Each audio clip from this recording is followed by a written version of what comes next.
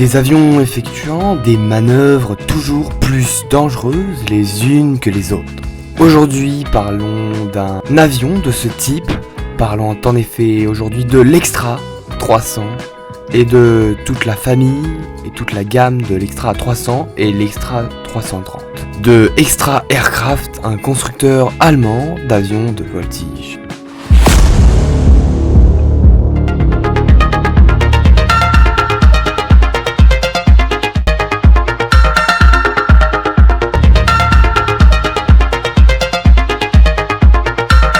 En effet, aujourd'hui, parlons de ce magnifique avion au cœur de la voltige aérienne en détaillant tout de l'avion Extra 300 et Extra 330 qui sont aujourd'hui des avions utilisés de partout dans le monde pour la voltige aérienne, etc. Et la formation à la voltige aérienne par exemple. Donc nous ferons cette vidéo en 4 étapes importantes. Nous verrons en tout premier lieu les différentes versions, puis nous parlerons de la description classique et nous entamerons le sujet des armées et des pays comportant ces types d'avions. Puis enfin, nous finirons par détailler le rôle de l'équipe de voltige de l'armée de l'air et de l'espace avec cet avion tout simplement magnifique. On est parti pour détailler des deux versions, donc l'Extra 300 et l'Extra 330.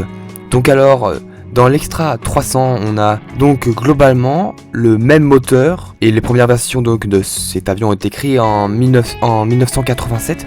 Donc l'Extra 300 c'est vraiment l'ancienne version et donc après nous parlerons de l'Extra 330 qui est donc la toute nouvelle version.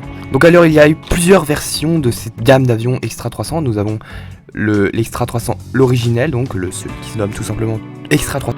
Donc il est un avion biplace, donc c'est l'avion classique comme j'ai dit. On a le Extra 300S, donc celui-ci est la version monoplace créée juste après, donc avec des ailes réduites à 7,5 mètres, ce qui en fait un avion plus pour la voltige pure et dure, car avant c'était vraiment un avion qui était plus destiné à la formation avec instructeur et stagiaire. Tandis que là on a vraiment le pilote qui fait de la voltige. Et nous avons également l'Extra 300L, donc c'est celui avec la voilure plus basse, donc la voilure basse. Celui-ci a été produit d'ailleurs en grand nombre.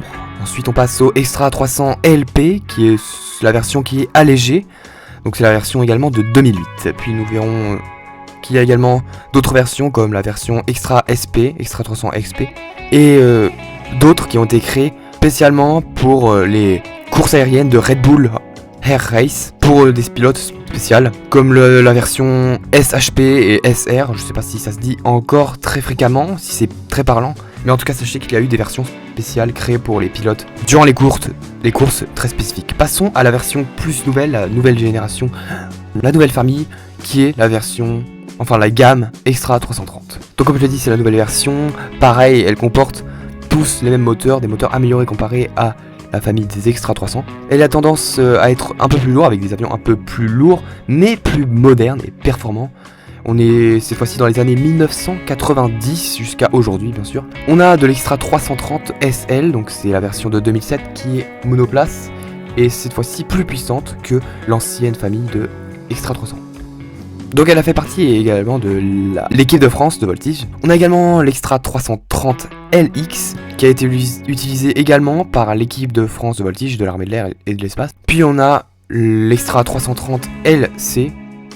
Lui aussi c'est pareil, il a été utilisé par l'équipe de voltige de l'armée de l'air et de l'espace. Puis enfin on a l'Extra 330 LT, donc c'est la version biplace de l'Extra 330 à voilure basse, un peu moins puissant que les autres Extra 330. Et en dernier, donc on a le tout nouveau, le Extra 330 LE, donc la fameuse version à l'électrique, donc qui change de moteur par contre celui-ci. On verra un peu plus tard dans la vidéo. Passons directement à la description basique de ces gammes d'avions. Donc l'Extra 300, c'est une famille englobant les avions de voltige Extra 300 et Extra 330. Donc en gros tous les avions de la famille Extra depuis 1987 jusqu'à aujourd'hui, donc environ 2023-2024. Les modèles donc de Extra 300 et Extra 330 sont issus et inspirés de l'Extra 230 que l'on ne parlera pas trop dans cette vidéo. Donc prenons pour exemple de la description globale, donc les dimensions etc. de l'exemple de Extra 300, donc le tout premier modèle de base, le tout premier sur lequel se basent tous les autres avions de la famille. Donc l'Extra 300 mesure 6,65 mètres de long avec une envergure de 7,70 mètres et une hauteur de 2,62 mètres. On a ici une surface à l'air sur cet avion de 10,44 m². Et bien sûr, comme je l'ai dit, ces dimensions varient bien évidemment suivant les types d'avions de la famille. Donc le moteur globalement reste toujours le même pour les Extra 300, donc le moteur Lycoming AEIO 540, cylindre à plat, donc de 300 chevaux. Donc les moteurs de la famille, comme je l'ai dit, ne changent pas, donc ça reste toujours les Lycoming, mais ils varient bien évidemment suivant les versions de Extra 330 qui eux possèdent une version plus récente donc du moteur Lycoming que j'ai parlé, mais ils possèdent la version donc Lycoming AEIO 580 de 300 chevaux à 315 chevaux. Donc petite particularité pour le Extra 330 LE de 2016, donc le moteur à l'électrique, l'avion à l'électrique qui possède un moteur donc électrique, donc le CMN.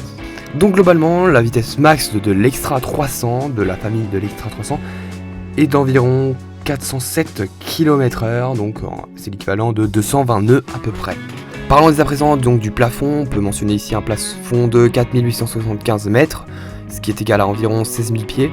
On a ici un train d'atterrissage assez classique, qui est bien sûr fixe, on a des avioniques qui restent pour le strict nécessaire, donc classique, analogique, simple, donc pour limiter les surcharges inutiles. Parlons d'ailleurs de la masse, qui est une masse à vide de 620 kg, tandis que la masse max avec essence, carburant, etc. de 868 kg. La masse varie aussi suivant les versions de la famille, bien sûr. On peut le mentionner, c'est assez important de le mentionner ici. Dès son arrivée sur le marché, il s'est imposé en tant que référence mondiale de voltige aérienne. Jusqu'à arriver en 1990 où l'Extra 330 sera créé, et en 2023 avec l'Extra 330 SX, la version la plus récente que l'on a aujourd'hui.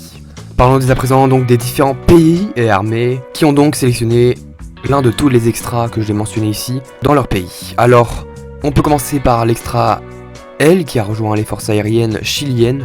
On a également l'extra 330 SL et le LC qui ont rejoint l'équipe de l'armée de l'air française que l'on parlera juste après, comme je l'ai mentionné d'ailleurs juste avant aussi.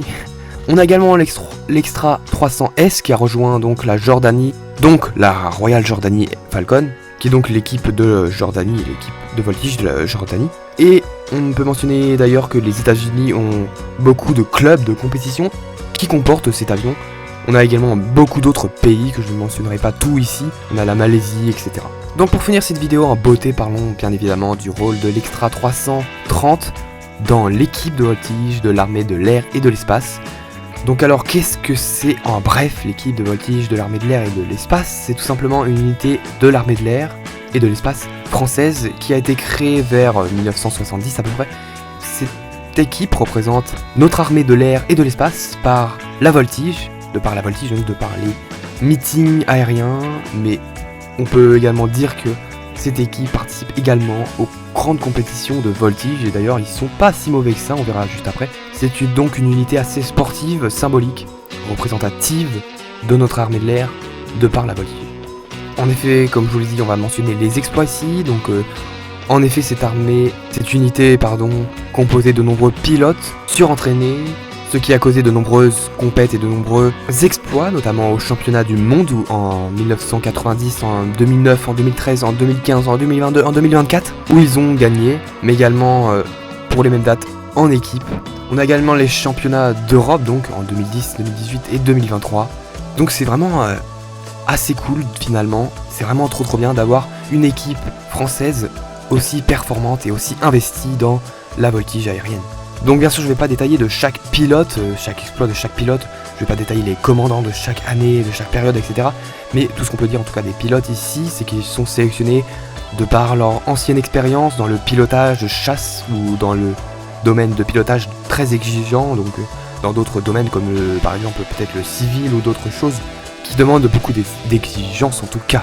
Ils doivent être donc les pilotes très performants, maîtriser les techniques extrême de pilotage, mais également et surtout encaisser et supporter des jets très élevés, donc supporter jusqu'à plus de 7 fois son poids, c'est assez énorme, on peut se le dire, bien que déjà en avion de chasse, on peut être surmonté à beaucoup de jets, mais alors en voltige, je vous dis pas.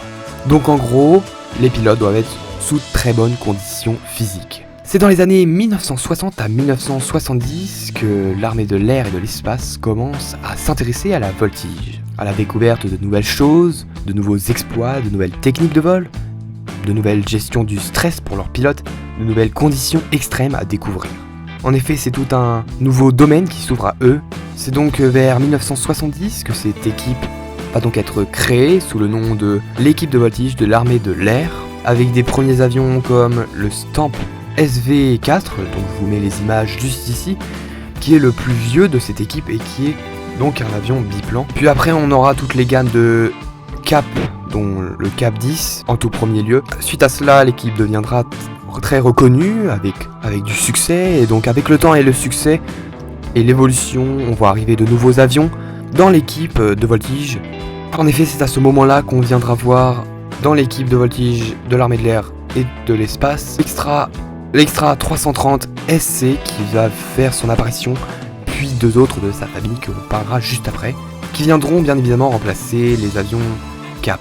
L'équipe deviendra alors le symbole de la maîtrise de vol et de conditions extrêmes de la France, les représentants de la France, les représentants de l'armée de l'air française de par la voltige.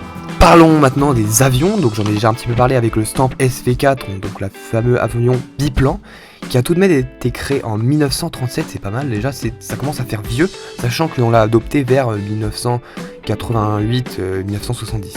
Dans les tout débuts de l'équipe, il est pas resté très longtemps, c'est ce qu'on peut dire en tout cas. Ensuite, nous avons eu l'ère donc du Cap, comme je vous l'ai dit, avec le Cap 10B, le Cap 20, le Cap 230, le Cap 231, le Cap 232, qui sont des avions que je vous mets d'ailleurs à l'écran également. Donc ce sont globalement des avions qui sont au départ avec le Cap 10B, des avions de formation, créés par Mudry, donc il n'existe plus à l'heure d'aujourd'hui bien sûr, qui a été racheté. Enfin voilà pour le Cap qui a vraiment tout de même maintenu un bon temps quand même, puisque du Cap 10B en 1970 jusqu'au Cap 232 aux années 2000, il a tenu pas mal de temps. Ensuite arriva donc l'ère de l'Extra, donc celui dont je vous parle dans cette vidéo, avec le 330 SC, le 330 LC et le 330 LX. Donc avec le tout premier en 2008 jusqu'en 2024 avec le tout récent. Donc voilà pour son rôle un petit peu dans cette équipe de voltige de l'armée de l'air française. C'est un bon exploit, c'est une bonne chance de pouvoir compter sur cette équipe, sur son grand sérieux et sur son implication en fait. Enfin voilà, donc c'est la fin de cette vidéo. Donc aujourd'hui, la gamme d'avions Extra 300 et 330 est un avion de voltige très répandu et très performant, notamment dans notre équipe de voltige de l'armée de l'air et de l'espace. Et on peut vraiment dire que c'est une grande fierté de les avoir auprès de nous. C'est un avion que j'avais déjà repéré depuis longtemps, mais que je voulais découvrir de plus en plus. C'est pour ça que j'ai fait aussi cette vidéo. Je l'avais déjà vu des fois en images et en vidéo. C'était vraiment superbe. Et je voulais en apprendre plus. C'est pour ça que j'ai fait cette vidéo. Alors, en tout cas, dites-moi si elle vous aura appris beaucoup de choses. En tout cas, si ça vous aura fait plaisir, n'hésitez pas à me le faire savoir. Et moi, je vous retrouve dans 2 semaines pour un prochain avion. J'ai déjà peut-être des idées d'avions, mais si vous en avez, n'hésitez pas à me les partager. En tout cas, n'hésitez vraiment pas à nous rejoindre dans 2 semaines parce que ça s'annonce vraiment très cool. Allez, à plus.